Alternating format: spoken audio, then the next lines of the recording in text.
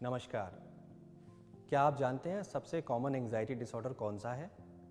मैं डॉक्टर मधुसूदन सिंह सोलंकी हूँ, senior consultant psychiatrist and head of psychiatry max smart super speciality hospital Saket.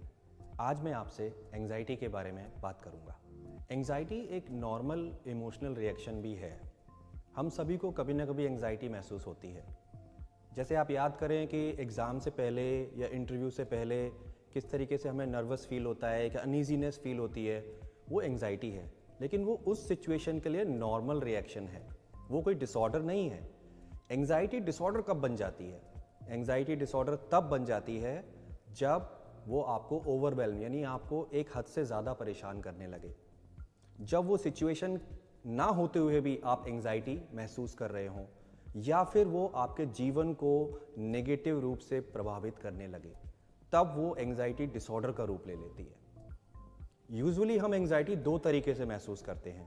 एक anxiety जो हमारे दिमाग में होती है, जिसे हम साइकिक एंग्जाइटी कहते हैं, जिसमें हमारे दिमाग में एंग्जाइटी से जुड़े हुए विचार या ख्याल आते हैं, जैसे ये तो नहीं हो जाएगा, कहीं वो तो नहीं हो जाएगा, कुछ बुरा तो नहीं हो जाएगा। ये साइकिक एंग्जाइटी का पार्ट हुआ। अब ऐसे ही एक एंग्जाइटी हमारी बॉडी में भी होती है, जिसे सोमैटिक एंग्जाइटी कहते हैं। उस सोमैटिक एंग्जाइटी में हमारी बॉडी के अंदर हमें एंग्जाइटी के सिम्टम्स महसूस होते हैं। और वो सिम्टम्स क्या क्या होते हैं? दिल की धड़कन बढ़ना, ट्रेमर्स होना यानी कंपन महसूस होना, उल्टी का सा मन करना, चक्कर जैसा आना, सांस लेने में दिक्कत महसूस होना, और बहुत सारे ऐसे सिम्टम्स जो अलग अलग लोगों को अलग अलग तरीके से होते हैं। तो ये सारे सिम्टम्स जब रोज़मर्रा में होने लगें, आपकी ज़िंदगी को नेगेटिव रूप से प्रभावित करने लगें, तब वो एक डिसऑर्डर का रूप ले लेती है। एंग्जाइटी डिसऑर्डर्स बहुत कॉमनली पाए जाने वाले मेंटल हेल्थ डिसऑर्डर्स में से हैं।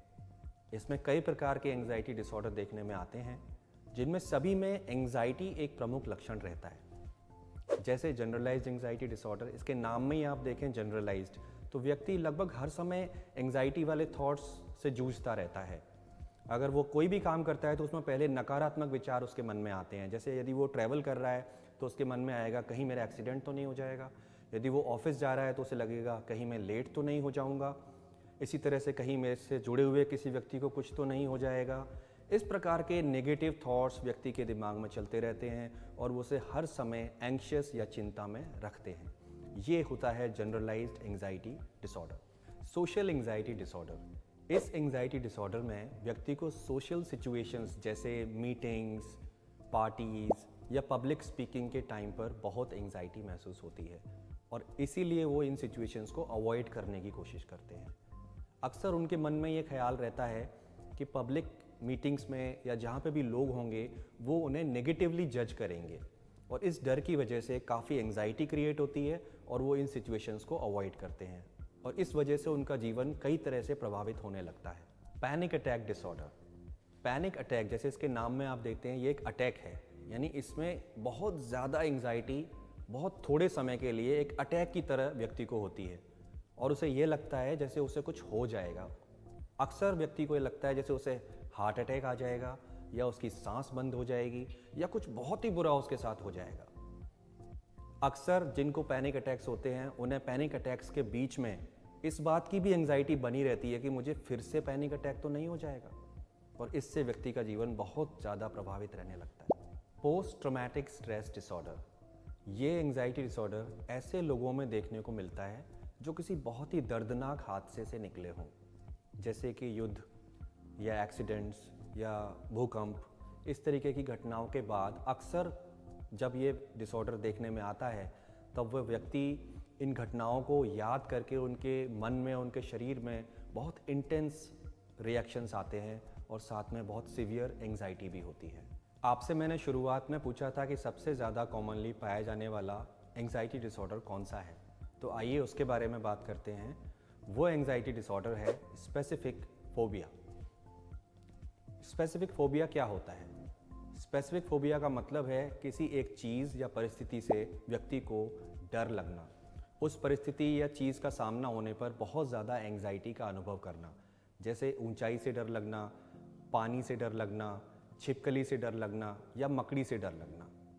और ये फोबिया काफ़ी कॉमनली देखने में आते हैं। अब हम एंजाइटी डिसऑर्डर्स के कॉजेज़ और रिस्क फैक्टर्स के बारे में बातें करेंगे। एंजाइटी डिसऑर्डर्स का कोई सीधा कारण नहीं है। ये अक्सर मिले जुले कारणों से होते हैं, जिनमें बायोलॉजिकल कारण, सामाजिक कारण या मनोवैज्ञानिक कारण मिलजुल कर एंजाइटी डिसऑर्डर किसी व्यक्ति में पैदा करते हैं। इसके अलावा कुछ रिस्क फैक्टर्स भी देखने में आते हैं जो व्यक्ति के अंदर एंजाइटी डिसऑर्डर पैदा करने में भूमिका निभा सकते हैं, जैसे हिस्ट्री ऑफ ट्रॉमा, किसी प्रकार के दर्दनाक हादसे की history, loss of loved ones, किसी प्रकार का इमोशनल, फिजिकल या सेक्सुअल अब्यूज़ अगर व्यक्ति के साथ रहा हो, हिस्ट्री हो एंजाइटी डिसऑर्डर्स की फैमिली के अंदर, हिस्ट्री हो डिप्रेशन की व्यक्ति के अंदर, तो भी चांसेस बढ़ जाते हैं कि एंजाइटी डिसऑर्डर हो जाए। हिस्ट्री हो कुछ फिजिकल इलनेसेस की, कुछ फिजिकल इलनेसेस भी ऐसी हैं जो एंजाइटी डिसऑर्डर को बढ़ा सकती हैं या पैदा कर सकती हैं, जैसे हाइपरथायरॉयडिज्म, ब्रोंकियल एज्मा या हार्ट डिसऑर्डर्स। इसके अलावा हिस्ट्री हो सब्सटेंस यूज़ की, यानी कि ड्रग्स और अल्कोहल के यूज़ की, तो ये सारी चीज़ें एंजाइटी डिसऑर्डर के पैदा करने में या व्यक्ति में एंजाइटी डिसऑर्डर करने में भूमिका निभा सकते हैं। एंजाइटी डिसऑर्डर की डायग्नोसिस के लिए इसकी detailed clinical history, mental status examination और ऐसे मेडिकल फैक्टर्स को हमें रूल आउट करना पड़ता है जिनसे एंजाइटी होने की संभावना होती हो। तो इस सारी प्रक्रिया के बाद एंजाइटी डिसऑर्डर की डायग्नोसिस की जाती है। एंजाइटी डिसऑर्डर्स के ट्रीटमेंट के लिए अक्सर एक कॉम्बिनेशन यूज़ किया जाता है, काउंसलिंग या साइकोथेरेपी, जैसे कि कॉग्निटिव बिहेवियरल थेरेपी और CBT, और मेडिकेशंस का। इसके अलावा कुछ लाइफस्टाइल चेंजेस, जैसे ठीक से नींद लेना, प्रॉपर खाना खाना, एक्सरसाइज करना, yoga, pranayama, mindfulness, meditation, deep breathing, relaxation, ये सारी प्रैक्टिसेस भी एंजाइटी डिसऑर्डर को ठीक करने में मदद करती हैं और इसके बचाव में भी इनकी भूमिका है। इस बात को ध्यान रखिए कि एंजाइटी डिसऑर्डर्स बहुत कॉमनली पाए जाने वाले डिसऑर्डर्स में से हैं और इनका इलाज संभव है। इसीलिए एंजाइटी के लक्षण महसूस होने पर और यदि ये लक्षण आपके जीवन को नकारात्मक रूप से प्रभावित कर रहे हों तो मदद अवश्य लीजिए। मुझे आशा है आपको आज का ये वीडियो इन्फॉर्मेटिव लगा होगा। अगर आपको कोई भी डाउट हो तो आप कमेंट सेक्शन में लिख सकते हैं।